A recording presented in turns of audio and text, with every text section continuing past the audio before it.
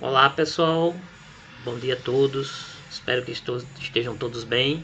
Aqui é o professor Alexandre novamente e nesse vídeo de hoje a gente vai concluir aquele projetinho do nosso jogo, tá certo? Então hoje a gente vai inserir mais alguns elementos, como por exemplo alguns sons, a parte de colisão, né? E a parte que vai definir a lógica de funcionamento do jogo, né? Aliás, vamos concluir a lógica. Então a primeira coisa que a gente vai fazer é incluir uma nova biblioteca, ok? Essa nova biblioteca é a biblioteca Sons. Ela é responsável por a gente inserir sons no nosso jogo, tá certo? Então, existem vários arquivos de sons que a gente pode baixar gratuitamente na internet.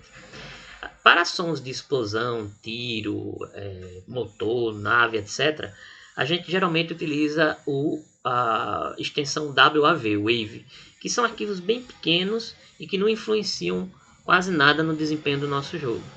Mas você também pode inserir, por exemplo, uma trilha sonora, um diálogo em formatos como MP3, etc. Então, por enquanto, a gente vai apenas inserir alguns barulhos no nosso jogo. Além disso, a gente vai precisar de mais algumas variáveis. Então vamos vir aqui embaixo, vamos criar algumas variáveis do tipo inteiro. A variável motor e a variável motor som. Essas duas variáveis serão utilizadas para armazenar o arquivo de som e para inserir o som no nosso jogo.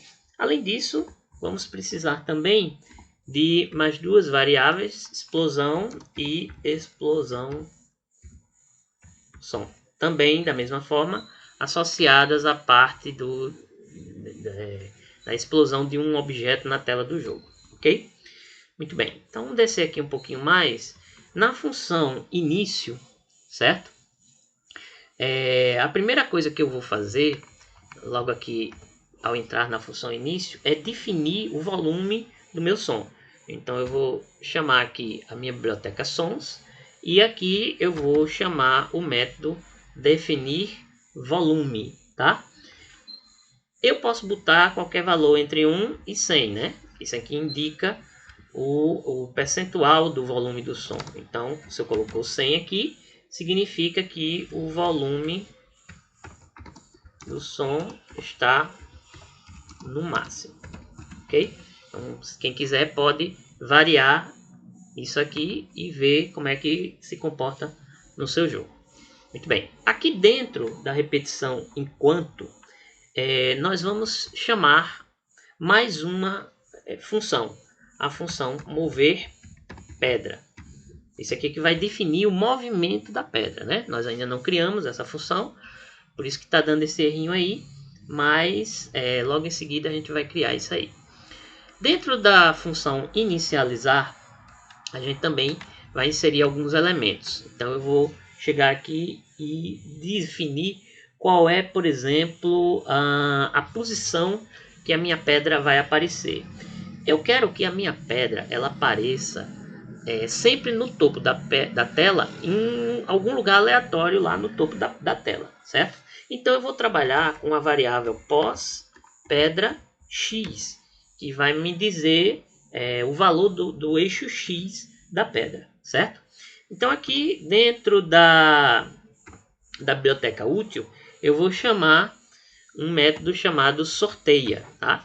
O método sorteia ele é utilizado para gerar números aleatórios. Então, como eu quero que essa pedra ela se desloque apenas nos limites esquerda e direita da tela, né, no caso no eixo X, eu tenho que definir o valor mínimo, eu vou colocar o 10, e o valor máximo eu vou colocar 340. Então, ela não vai nem sair fora da tela no lado esquerdo, nem sair fora da tela no lado direito, ok? Além disso, eu vou inicializar a variável motor som, tá? Que vai armazenar o arquivo de som que eu vou pegar aqui no meu computador. Então eu vou dizer que motor som é igual a s ponto. Então dentro da biblioteca som eu tenho aqui o método carregar som, tá? E vai fazer com que o arquivo seja inserido no nosso projeto. Dentro de aspas eu vou dizer onde é que está esse arquivo. Eu criei uma pasta chamada som, dentro da pasta do jogo. E lá tem um arquivozinho chamado motor underline tanque.wave. Esse arquivo é o que tem o barulho do motor do tanque, ok? Muito bem. Agora eu vou também carregar o som da explosão. Então, explosão. Deixa eu só conferir aqui qual foi o nome da variável que eu coloquei. Isso. Explosão. Som é igual. Aí aqui é a mesma coisa. Então a gente pode copiar e colar esse pedacinho, né? E aqui eu tenho um arquivo chamado explosão.wave. Ok? Pronto. Com isso eu já consigo carregar para dentro do meu jogo os dois arquivos de som. Muito bem. Agora a gente vai criar a função que vai fazer a movimentação da pedra, ok? Então, função mover pedra. Dentro da função mover pedra, eu vou primeiramente desenhar o meu objeto pedra, né? Então, chamar aqui a minha biblioteca de gráficos, g.desenhar imagem, e aqui eu vou dar as coordenadas iniciais da minha pedra. Então ela vai aparecer no pós pedra x, pós pedra y. Essas duas variáveis, como a gente já viu, elas vão armazenar o valor da posição da pedra no eixo x e no eixo y. E aqui eu vou chamar a minha variável pedra, que contém lá o arquivo com a pedra. Certo? Agora, vamos lá. Vou definir também qual é a velocidade com que essa pedra vai se deslocar. Então, lembre-se, ela vai sempre cair de cima para baixo na minha tela.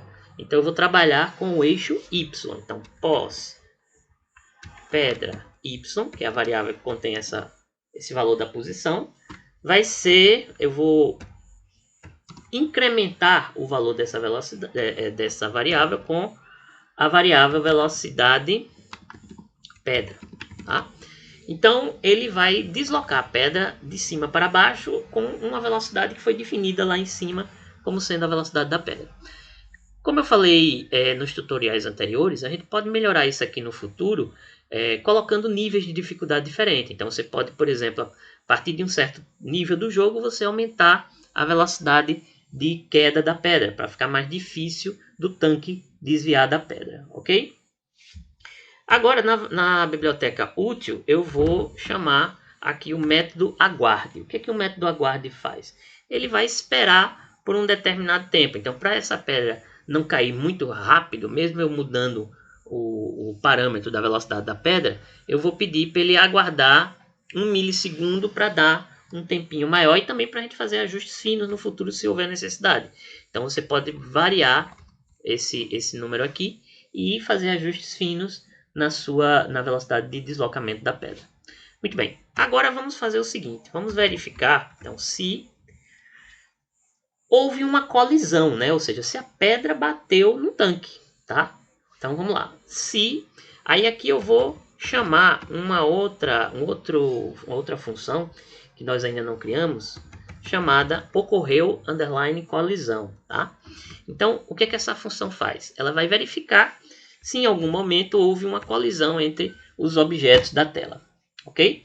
Então, se isso aqui retornar verdadeiro, ou seja, se houve uma colisão, o que vai acontecer? Eu vou incrementar a minha variável danos, ou seja, isso vai causar um dano no meu tanque, tá? Então eu vou armazenando isso aí nos danos que o tanque recebe. Nós vamos ver que quando a gente atinge um determinado número de danos, o tanque não consegue mais retornar e o jogo acaba, ok? Então vamos lá. Outra coisa que a gente vai verificar é justamente isso. Se a quantidade de danos, então se danos for maior ou igual a um valor que eu estipulei, então no caso aqui eu estipulei o valor 1000, tá? Você pode depois mudar esse valor para mais ou para menos. O que vai acontecer? Se isso acontecer, ele vai chamar a função finalizar. E aí finaliza o nosso jogo, ok? Muito bem. Então, outra coisa que está faltando é a gente verificar, vamos lá, se a pedra atingiu o limite inferior da minha tela. Lembre-se que ela vai ficar caindo de cima para baixo. Então, se eu não verificar isso aí, ela vai ficar caindo sem parar. Ela vai desaparecer da tela e vai ficar caindo sem parar, né? Então, vamos lá. Eu vou verificar se a posição pós-pedra Y, no eixo Y, é maior ou igual a 700, que é mais ou menos a parte de baixo lá da tela. Se isso acontecer, o que vai acontecer? Eu vou incrementar a minha variável pedras, porque se a pedra saiu lá de cima e chegou até lá embaixo, significa que ela não bateu em nenhum tanque. Portanto, o tanque conseguiu se desviar de uma pedra. Então, eu vou marcar pontos a cada vez que eu conseguir desviar das minhas pedrinhas, certo? Então, se a posição da pedra atingiu lá embaixo, significa que a pedra passou reto, não bateu no tanque, portanto, eu ganhei um pontinho a mais, tá certo? Agora, eu vou ter que fazer o seguinte, eu vou ter que sortear uma nova posição para que a próxima pedra que venha a surgir apareça em um lugar diferente do que a anterior. Então, essas pedras vão ficar caindo aleatoriamente, sem parar, até que o jogo acabe, tá certo?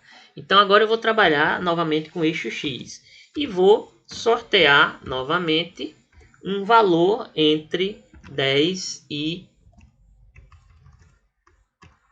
340, que é mais ou menos a largura da minha tela. E vou dizer que a posição pedra Y, ou seja, a posição da pedra no eixo Y, vai voltar a ser 50, ou seja, ela vai voltar lá para o topo da tela. Então, a primeira pedra caiu, se não bateu no tanque, desaparece, e a próxima pedra já aparece de volta lá em cima, certo? Pronto, então com isso nós concluímos a função de mover pedra, certo? Muito bem. Agora a gente vai trabalhar com mais uma outra função. Nós vamos criar uma outra função que é a função para verificar se houve ou não alguma colisão, tá certo?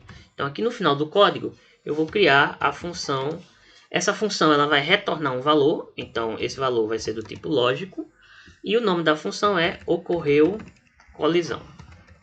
Certo? Muito bem. O que essa função faz? Veja.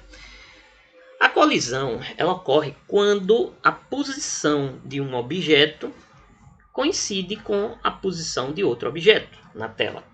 Então, a gente vai ter que fazer uma série de verificações aqui dentro dessa função para ver se, por exemplo, uma determinada pedra encostou ou bateu ou chegou junto a ponto de se tocar com um tanque, tá certo? Então, caso isso aconteça, ele retorna um valor verdadeiro. Se não acontecer, ele retorna um valor falso. Muito bem. Primeiramente, vamos criar uma variável do tipo inteiro chamada cx1. O que essa variável cx1 vai fazer? Ela vai calcular, né, o ponto x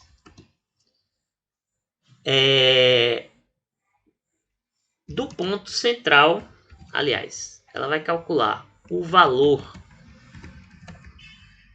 de x do ponto central do tanque, certo? Então, isso aqui vai ser igual a pós-tanque x, né? Eu tenho que trabalhar com o eixo x, mais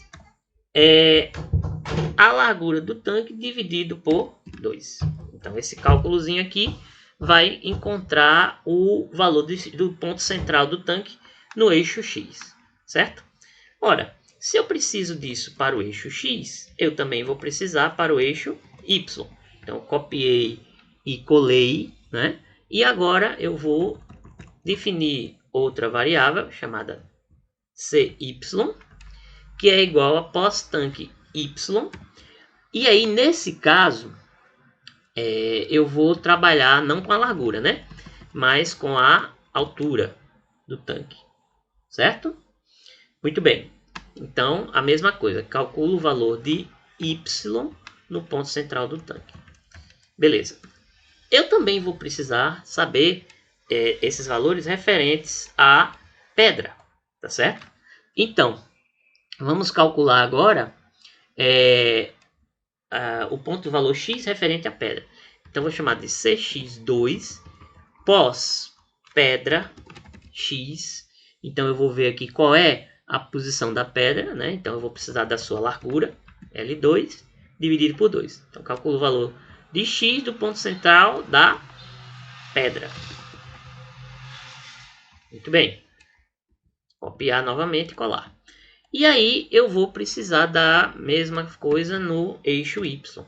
Então, CY2 pós pedra y vai ser a altura da pedra, né? No caso, y, para a gente encontrar esse ponto central. Muito bem. Agora, o que a gente vai fazer? Bom, tendo esses valores, eu vou calcular o que? A distância no eixo x entre o centro do tanque e o centro da pedra, tá? Para justamente ver que os objetos se tocaram em algum ponto do eixo x, certo? Então vamos lá, inteiro dx, que vai ser a distância de x, é igual, veja, esses cálculos podem retornar em algum momento um valor negativo. Se isso acontecer, vai provocar um erro na posição do objeto na tela, né? Porque aí nós teríamos uma coordenada negativa. Então, para evitar que isso aconteça, a gente vai criar uma outra função daqui a pouco, chamada valor absoluto. Por quê? Porque caso ele encontre um número negativo, ele vai transformar aquilo ali no número positivo. Então, primeiro eu vou fazer isso com relação à distância da pedra menos a distância do tanque, ok? Então, CX2, que equivale aqui à minha posição da pedra, menos CX1, que é a posição do meu tanque. Beleza? Da mesma forma, então vou copiar e colar aqui, Ctrl+C, Ctrl+V. Eu vou calcular a distância no eixo Y entre o centro do tanque e o centro da pedra. Então, dy, mesma coisa, vai ser igual ao valor absoluto, CY2 menos CY1. Ok?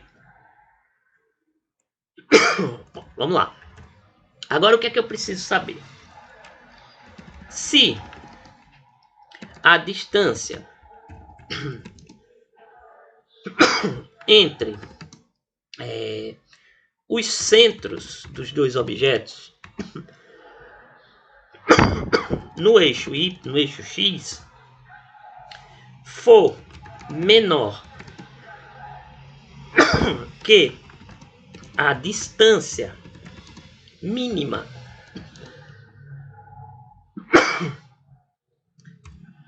ocorreu uma colisão no eixo, aliás, uma colisão na horizontal. Ok? Então, como é que a gente vai fazer isso?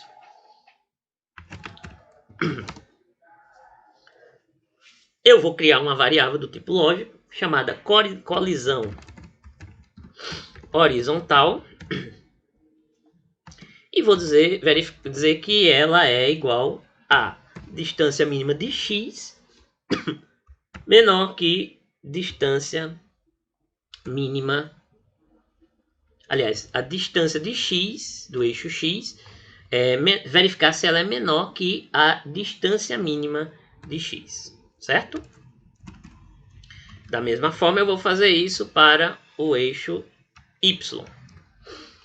Então, se a distância entre os centros no eixo y, né, for menor que a distância mínima, ocorreu uma colisão na vertical.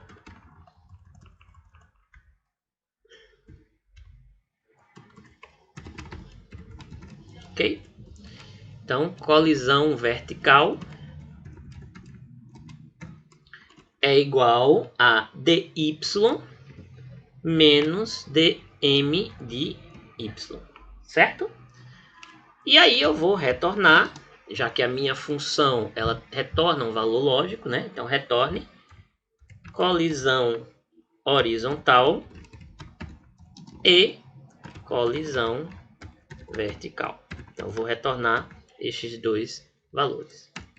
Com isso a gente conclui a função ocorreu colisão. Aí agora vamos fazer essa outra pequena função, que é a função valor absoluto. Ok? Então vamos lá. Dentro da função valor absoluto, ela também vai retornar um valor, né? Só que do tipo inteiro, certo? Eu vou passar para dentro dessa função um parâmetro, certo? Um parâmetro do tipo inteiro chamado número, que é justamente esse valor que está sendo passado aqui, né? Pela função valor absoluto, ok? Então eu vou verificar se número for menor que zero, ou seja, se número for negativo, o que é que vai acontecer? Torna número positivo, certo? Então vamos lá. Se isso aqui acontecer, número é igual a número vezes menos 1. E aí ele se torna um número positivo. Bom, pessoal, agora para a gente finalizar, o que está faltando? Vamos voltar aqui um pouquinho, né?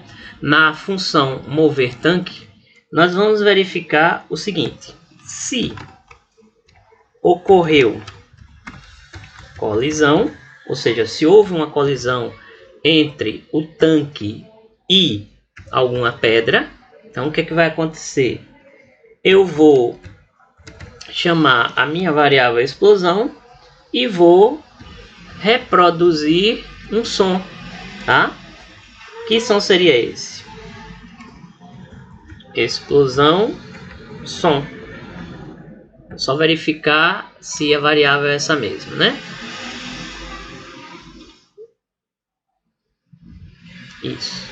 Explode som, no caso, não é explosão som.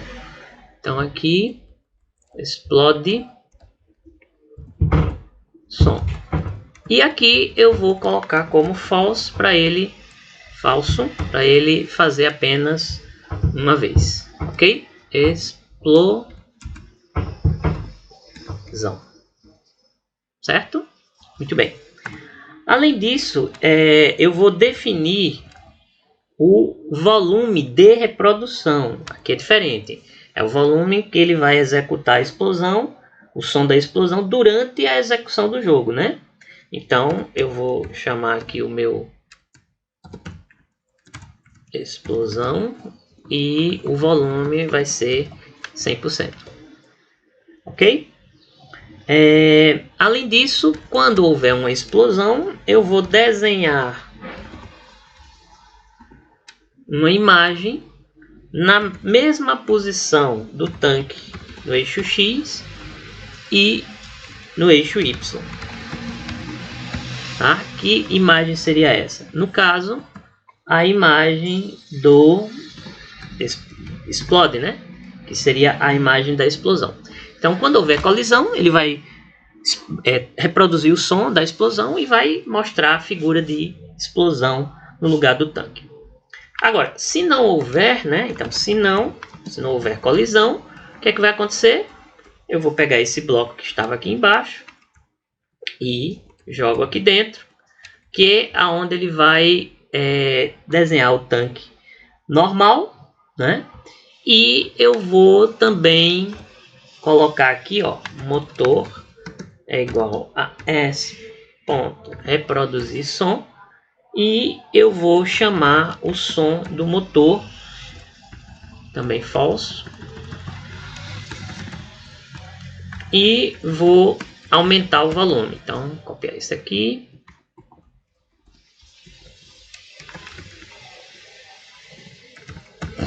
Ok? Então ele vai fazer a movimentação normal do tanque e vai tocar o som do motor do tanque. Então, vamos verificar, vamos testar para ver se está tudo funcionando. Tá?